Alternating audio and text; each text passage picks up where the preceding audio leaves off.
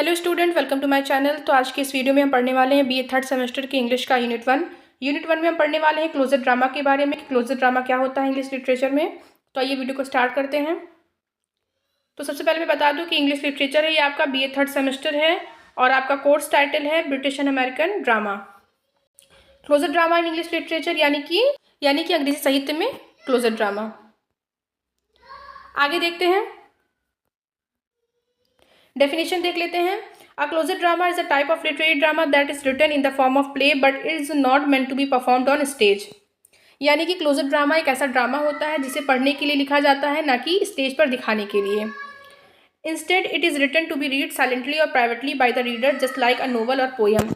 यानी कि it includes all the dramatic elements like characters, dialogue, act and scenes, but it is focused more on thoughts, emotions and philosophical ideas than action or stage performance। यानी कि इसमें नाटक की तरह characters होते हैं, डायलॉग्स होते हैं और सीन्स होते हैं और एक्ट्स होते हैं, लेकिन इसमें ज़्यादा फोकस जो होता है वो इमोशंस पे होता है, थॉट्स पे होता है यानी सोच विचार और भावनाओं पे होता है, और फिलोसफिकल आइडियाज़ पे होता है। एक्शन और अभिनय पर कम होता है, यानी कि एक्शन और स्टेज परफॉर्मेंस पे कम होता है। आगे देखते हैं। These drama often explore serious और complex themes such as religion, politics, personal conflicts और moral questions। यानी कि ये नाटक जो होता है गंभीर विषय पर लिखा जाता है, जैसे धर्म है, राजनीति है, मन का संघर्ष या नैतिक बातें। ठीक है। Since they are not meant for acting, writers use rich language, long dialogues and poetic style to deeply engage the readers। यानी कि जिसमें राइटर होता है इसमें कविताओं जैसे सुंदर और गहरी भाषा इस्तेमाल करता है, क्योंकि ये स्टेज पर परफॉर्म नहीं होते हैं। आगे देखते हैं, मेन फीचर्स देख लेते हैं क्लोजर ड्रामा का। नॉट मेंट फॉर स्टेज, यानी कि स्टेज के लिए नहीं लिखा गया। Written for reading not for acting, यानी कि सिर्फ पढ़ने के लिए होता है क्लोजर ड्रामा, अभिनय के लिए नहीं होता है। May contain scenes that are impossible to perform on stage, यानी इसमें कुछ ऐसे दृश्य हो सकते हैं या ऐसे सीन्स हो सकते हैं जो स्टेज पर दिखाना मुश्किल हो। आगे देखते हैं, डीप एंड इंटेलेक्चुअल थीम्स, यानी कि गंभीर और सोचने वाले विषय। Focus on serious topics like religion, politics, inner conflict and philosophy. धर्म, राजनीति, मन की बातें और दर्शन से जुड़ी बातें होती है, कह सकते हैं थीम्स होते हैं। इसमें कॉम्प्लेक्स और इंटेलेक्चुअल थीम्स होते हैं, डीप थीम्स होते हैं।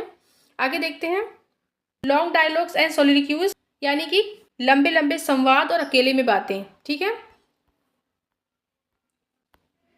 Characters often speak in long thoughtful speeches expressing their inner feelings, यानी कि पात्र अपने दिल की बातें, जो कैरेक्टर्स होते हैं वो अपने दिल की बातें लंबे और सोच समझकर बोलते हैं। पोएटिक एंड सिंबॉलिक लैंग्वेज, यानी कि कविताओं जैसी भाषा और संकेतों का उपयोग। ऑफन रिटन इन वर्स और रिच पोएटिक लैंग्वेज, यानी भाषा बहुत सुंदर और भावनात्मक और गहरी होती है। मोर लिटरेरी देन थिएट्रिकल, यानी कि मंच नाटक की बजाय ये पढ़ने लायक साहित्य होता है। आगे देखते हैं, मिनिमल स्टेज डायरेक्शन, यानी कि मंच के निर्देश बहुत कम। No detail instruction for actors, costumes और सेट, यानी कि इसमें यह नहीं बताया जाता कि अभिनेता क्या पहनेगा या कैसे खड़े होगा। आगे देखते हैं, तो हमने मेन फीचर्स देख लिए हैं, अब देखते हैं purpose. To express personal, philosophical और political view without public censorship, यानी कि इसका पर्पस ये होता है क्लोजर ड्रामा का कि लेखक अपनी सोच, भावना या राजनीतिक राय खुलकर लिख सके। To allow readers to experience emotional and intellectual depth, यानी कि पाठक को गहराई से सोचने या रीडर को गहराई से सोचने और महसूस करने का मौका मिले, ऐसा पर्पस होता है क्लोजर ड्रामा का।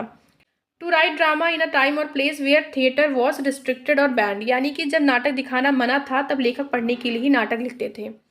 क्लोजर ड्रामा का पर्पस देख लिया हमने। अब देखते हैं फेमस राइटर्स और इनके वर्क देख लेते हैं क्या क्या हैं।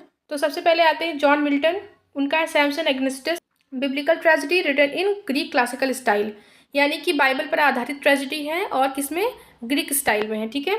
आगे देखते हैं, Thomas Lovell Beddoes, that's just book, dark poetic and philosophical, यानी कि गहरी कविता और दर्शन से भरी हुई है। Goethe Faust, German drama translated in English, deep themes, यानी कि जर्मन नाटक है, अंग्रेजी में अनुवाद, गहरी सोच से भरा हुआ है। लॉर्ड ब्रायन मैनफ्रेड है इनका, a super national drama with existential themes, यानी कि इस अलौकिक और जीवन की सच्चाई पर आधारित ड्रामा है ये। आगे देखते हैं, Percy Bysshe Shelley, the Cenci, a tragic family drama, controversial, deep and emotions, यानी कि पारिवारिक दुखद कहानी है इसमें। अगला देखते हैं, Margaret Cavendish, the blazing world, prose drama है, फिलोसफिकल एंड यूरोपियन आइडियाज, यानी कि कल्पना और विचारों से भरी दुनिया इस ड्रामे का थीम है। अगले हैं Matthew Arnold, Empedocles of Etna, poetic and reflective, not meant for stage, यानी कि सोचने समझने वाला ड्रामा है, विचार करने वाला ड्रामा है और ये स्टेज के लिए नहीं है। आगे देखते हैं, हिस्टोरिकल बैकग्राउंड देख लेते हैं क्लोजेट ड्रामा का। हिस्टोरिकल बैकग्राउंड यानी कि ऐतिहासिक पृष्ठभूमि। Closet drama become important in 17th century England, specially between 1642 1660 when the Puritan government banned public theatre. यानी कि क्लोजेट ड्रामा 17वीं सदी के इंग्लैंड में महत्वपूर्ण हुआ, विशेषकर 1642 से लेकर 1660 के बीच, जब प्यूरिटन सरकार ने रंगमंच पर प्रतिबंध लगा दिया था। During this time, writers could not present plays on stage, so they began writing dramatic text for private reading। यानी कि लेखक अब नाटक मंच पर नहीं दिखा सकते थे, इसलिए उन्होंने उन्हें पढ़ने योग्य रूप में लिखना शुरू किया ताकि जो रीडर्स हैं उन तक ड्रामा पहुंच सके। This form gave writers the freedom to explore bold or sensitive topics such as religion, youth, monarchy and inner conflict without fear of censorship। यानी कि इसने उन्हें धर्म, राजशाही और आंतरिक भावनाओं जैसे संवेदनशील विषयों को बिना डर के लिखने की स्वतंत्रता दी। ठीक है, आगे देखते हैं। Romantic poets like Byron and Shelley closet drama to express emotional, spiritual and philosophical ideas. रोमांटिक कवियों जैसे बायरन एंड शेली ने भी इसे अपनाया। Women writers like Margaret Cavendish also use closet drama to share their voice in an age where women were often excluded from public theatre. यानी कि महिला लेखिकाओं जैसे मार्गरेट कैवेंडिश ने भी इसका उपयोग किया, क्योंकि उस समय महिलाएं सार्वजनिक थिएटर में भाग नहीं ले सकती थी। तो ये था हिस्टोरिकल बैकग्राउंड। आगे देखते हैं, इंपॉर्टेंस देख लेते हैं, लिटरेचर में क्या है क्लोजेट ड्रामा का, यानी कि या साहित्य में क्या महत्व है क्लोजेट ड्रामा का, ये देख लेते हैं। Combines the power of drama, poetry and philosophy. यानी कि यह नाटक, कविता और दर्शन तीनों की शक्ति को जोड़ता है। Promotes deep thinking and mental engagement. यानी कि यह गहराई से सोचने और मानसिक रूप से जुड़ने में मदद करता है। Offers literary freedom to express controversial ideas.